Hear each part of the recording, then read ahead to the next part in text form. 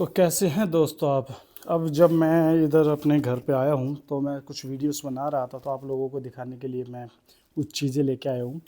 आजकल के लोगों को तो शायद पता नहीं इन मोबाइलों के बारे में कितना पता होगा, क्योंकि सभी के पास एक से एक नए मोबाइल्स हैं। पर किसी टाइम पे हमारे पास ये मोबाइल हुआ करते थे, ये भी हमने यूज़ किए हैं। ये लावा का है और ये काफ़ी चलता था यार। अभी इसके अंदर डेड है, शायद बैटरी नहीं है। पर इनके अंदर आप बैटरी रिमूव कर सकते थे। कीपैड, ये कैमरा होता था इनके अंदर, और इतने से स्क्रीन पे ही हम काम चलाते थे। फिर उसके बाद ये इस टाइप के फ़ोन आए। जब सैमसंग ने चैम्प लॉन्च किया था तो वो भी इसी टाइप में था कुछ। ये कार्बन का है। और इन मोबाइल की जो सबसे ख़ास बात होती थी वो ये होती थी कि भाई आप इनको कवर को हटा के इनकी बैटरी रिमूव कर सकते थे। आज आप कोई भी मोबाइल लेते हैं तो आप उसके अंदर ये चीज़ नहीं कर सकते वाटर प्रूफिंग के नाम पे। अभी भी इसके अंदर सिम पड़ी है, देखो ये कार्बन की, ये बीएसएनएल की सिम है, ये पता नहीं कौन सी कंपनी की है। और इनके अंदर ये मेमोरी कार्ड स्लॉट होता था कि आप अपने हिसाब से इनकी मेमोरी बढ़ा सकते थे। पर आजकल के मोबाइल्स के अंदर ये लग्जरी नहीं मिलती है कि आप बैटरी रिमूव कर लो। अगर आपकी ख़राब होती है आपको हज़ारों रुपए भरने पड़ते हैं उन चीज़ों के लिए। और फिर पहले नॉर्मली जैसे यार नोकिया वगैरह कहते थे, अभी मेरे पास कुछ फ़ोन और पड़े हैं लेकिन वो अभी मेरे को मिले नहीं हैं। तो ये अपना कीपैड में आ गया। इसकी आवाज़ काफ़ी ज़्यादा थी। ये वैसे अब भी वर्किंग है ये फ़ोन, लेकिन अभी इसके अंदर बैटरी नहीं है। पता नहीं इसके अंदर अभी कुछ होगा या नहीं होगा। पर इसको भी आप रिमूव कर सकते हो, इसकी बैटरी को देखता हूँ अगर। चलिए इसको बाद में दिखाते हैं। अब उसके बाद फिर हमारे पास आते हैं फुल टच स्क्रीन। अब इसके अंदर हमारे पास दो हैं, ये इन्फिनिक्स। ये मेरे को काफ़ी अच्छा लगा था उस टाइम पे, इसके अंदर ये फीचर्स आए थे। और कमाल की बात ये है कि शायद मैं इसको भी पीछे से रिमूव कर सकता हूँ, इसका बैक पैनल।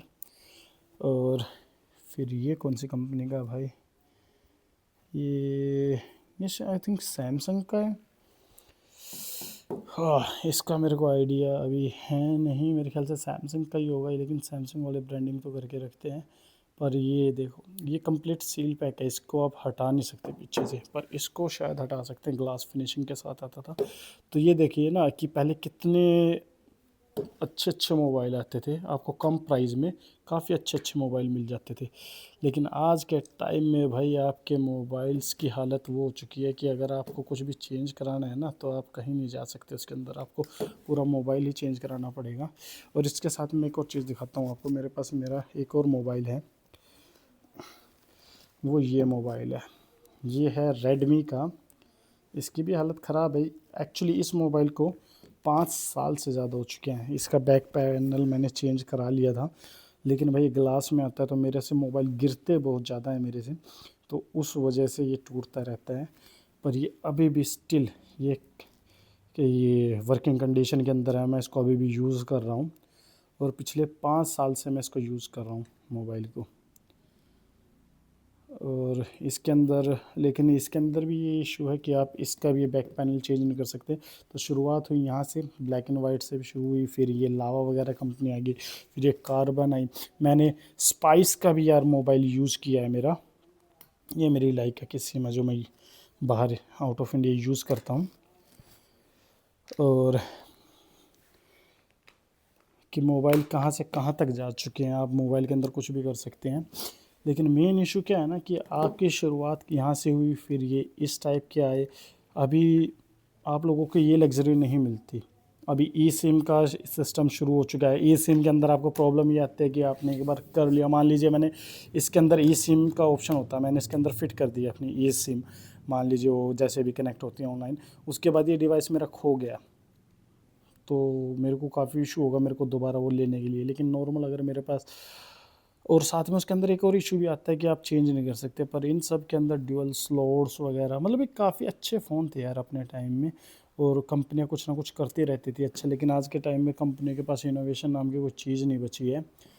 तो अगर आपके पास भी अपने कोई पुराने मोबाइल हैं, ये रेडमी, ओ भाई ये जो रेडमी का मोबाइल है मेरा, ये रेडमी नोट 8 प्रो है।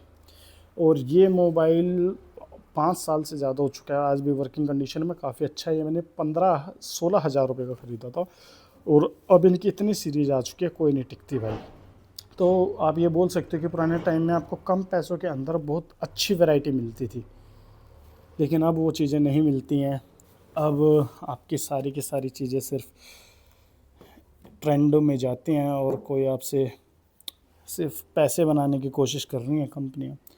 ये कंपनी बिल्कुल फिनिश हो चुकी है, कार्बन, माइक्रोमैक्स बिल्कुल फिनिश हो चुकी है, इन्फिनिक्स भी ऑलमोस्ट फिनिश ही हो चुकी है। मेरे को इसका दिखता तो है नहीं कुछ भी, लेकिन शायद इसके मोबाइल आते हों, मेरे को इतना आइडिया नहीं है।